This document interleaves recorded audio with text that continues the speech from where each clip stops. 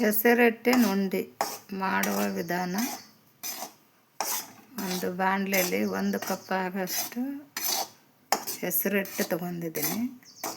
ಬೇಕಂದರೆ ಹೆಸರು ಕಾಳು ಹುರ್ಕೊಂಡು ಅದನ್ನು ಆಮೇಲೆ ಮಿಕ್ಸಿ ಮಾಡ್ಬೋದು. ನಾನು ಫಸ್ಟೇ ಹಿಟ್ಟು ಮಾಡ್ಕೊಂಡಿರೋದ್ರಿಂದ ಹಿಟ್ಟನ್ನು ಈ ಥರ ಘಮ ಬರೋವರೆಗೂ ಸ್ವಲ್ಪ ಹುರ್ಕೊತಾ ಇದ್ದೀನಿ.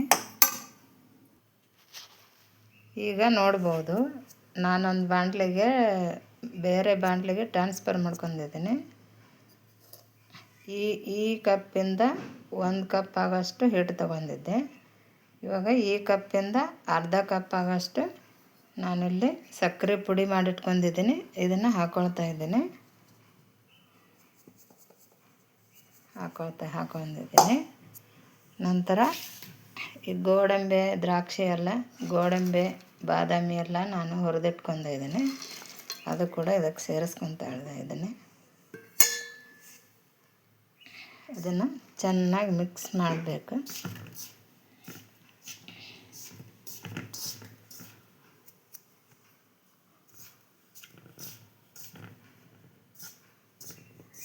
ನಂತರ ಇದಕ್ಕೆ ಸ್ವಲ್ಪ ಸ್ವಲ್ಪ ತುಪ್ಪ ಹಾಕ್ಕೊಳ್ಬೇಕಾಗುತ್ತೆ, ಕಾಸಿರೋದು.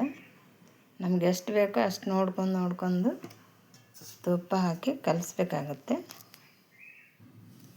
ನಂತರ ನಾನೆಲ್ಲ ಒಂದು 5ರಿಂದ 6 ಏಲಕ್ಕಿ ಕುಟ್ಕೊತಾ ಇದ್ದೀನಿ. ಚೆನ್ನಾಗಿ ಕುಟ್ಕೊತಾ ಇದ್ದೀನಿ. ನಂತರ ನಾನು ಈ ಏಲಕ್ಕಿ ಪುಡಿನ ಇದರಲ್ಲಿ ಹಾಕ್ಕೊಳ್ತಾ ಇದ್ದೀನಿ. ಸಿಪ್ಪೆದಷ್ಟೇ ಹಾಕಿದರೆ ಇನ್ನೂ ಚೆನ್ನಾಗಿರುತ್ತೆ, ಘಮ ಬರುತ್ತೆ. ಅದರಿಂದ ನಾನು ಚೆನ್ನಾಗಿದೆ ಮಿಕ್ಸ್ ಮಾಡ್ಕೊಳ್ತಾ ಇದ್ದೀನಿ.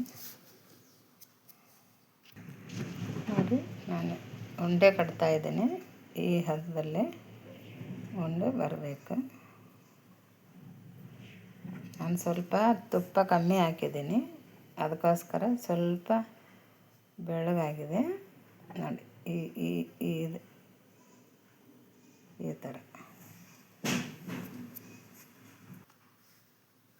ನೋಡಿ, ಈ ಥರ ಹೆಸರಿಟ್ಟಿನ ಉಂಡೆ ರೆಡಿಯಾಗಿದೆ.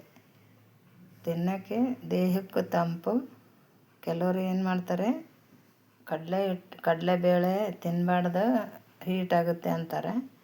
ಕಡಲೆಬೇಳೆ ಬೇಡ ಅಂದವರು ಈ ಥರ ಹೆಸರಿಟ್ಟಿಂದು ಉಂಡೆ ಮಾಡಿ ತಿಂದರೆ ಇದು ಹೆಸರಿಟ್ಟು ದೇಹಕ್ಕೂ ತಂಪು, ಆರೋಗ್ಯಕ್ಕೂ ಒಳ್ಳೆಯದು. ಬೇಕಂದರೆ ಮನೆಯಲ್ಲಿ ಮಾಡ್ಕೊಳ್ಳಿ. Thank you. Uttara Karnataka recipe ready.